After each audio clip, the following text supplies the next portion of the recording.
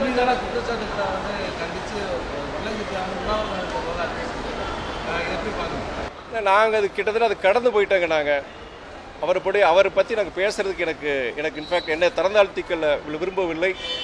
நாங்களே என்ன சொல்லியிருக்கோம், அது கடந்து செல்வோம் சொல்லியிருக்கோம். அடுத்து செப்டம்பர் 15 எங்களுடைய மாநாடு தமிழ்நாடே திரும்பி பார்க்குற அளவுக்கு திருச்சியில் நாங்கள் மிகப்பெரிய ஒரு மாநாடு நடத்த போகிறோம். நாங்கள் அதுக்குண்டான ஏற்பாடுகள் அடுத்து நீங்கள் உங்களுக்கே தெரியும், அடுத்த ஆண்டு சட்டமன்ற தேர்தல் வருது.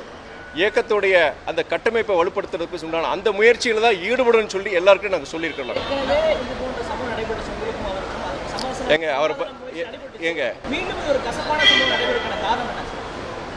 இது அதை பற்றி பேசுறதே நேரக்குலைன்னு சொல்லுவேன். நான் வேற வேலையை பார்ப்பேன். ஜனங்களுக்கு எவ்வளோ செய்ய வேண்டியிருக்கு, பேச வேண்டியது அதை பற்றி பேசுவாங்க.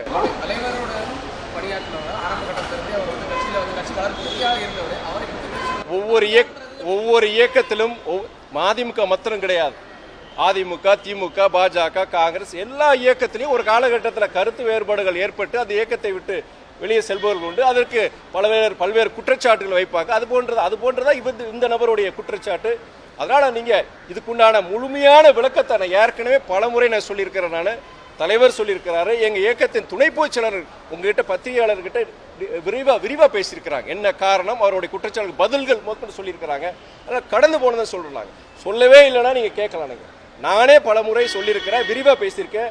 உங்க புதிய தலைமுறை கிட்டத்தட்ட 1.5 மணி நேரம் பேட்டி கொடுத்தா அதுல 27 நிமிஷம் போட்டிருந்தாங்க. அதை நான் விளக்கத்தை கொடுத்திருக்கிறேன். எங்க இயக்கத்துடைய துணை பொதுச் செயலாளர் எல்லாரும் அதுக்குண்டான விளக்கத்தை கொடுத்திருக்கிறாங்க. அதனால தயவு செய்து கடந்து செல்வோம். எல்லா இயக்கத்திலையும் வர்றதா, ஒரு காலகட்டத்தில் கருத்து வேறுபாடு வரும், மறுபடியும் வெளியே போனவங்க உள்ள வர்றதுக்கு வாய்ப்புகள் இருக்கு. கடந்து செல்வோம்.